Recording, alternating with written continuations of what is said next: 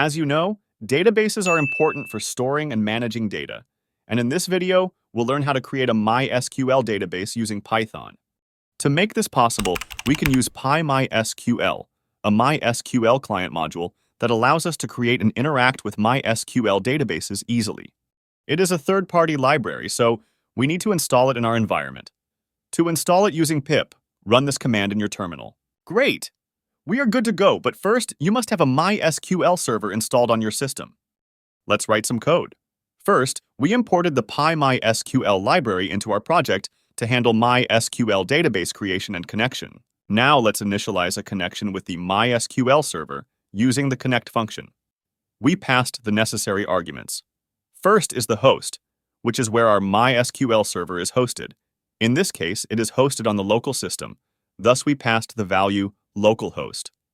Next is the user, your username. By default, it is root, and the third one is the password. You need to pass your MySQL server password here. Now that we've connected to the server, we need to interact with it. For this, we created a cursor object and saved it in the cursor variable.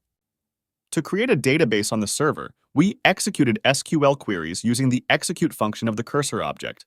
The first query says, create a database named books_db if it does not already exist. And then the next query says, show all the databases on the server. Finally, we are closing the cursor object and the connection to the server using the close function. When we run the code, we'll see nothing on the console, but the database has been created. We may check it using the MySQL Workbench software, but it's not satisfying, right?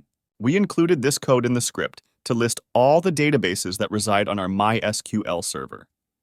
Now, when we run the code again, we'll get this output that clearly shows our newly created database on the top. Likewise, we can perform CRUD operations by executing SQL queries using the cursor object. We successfully created a MySQL database using Python.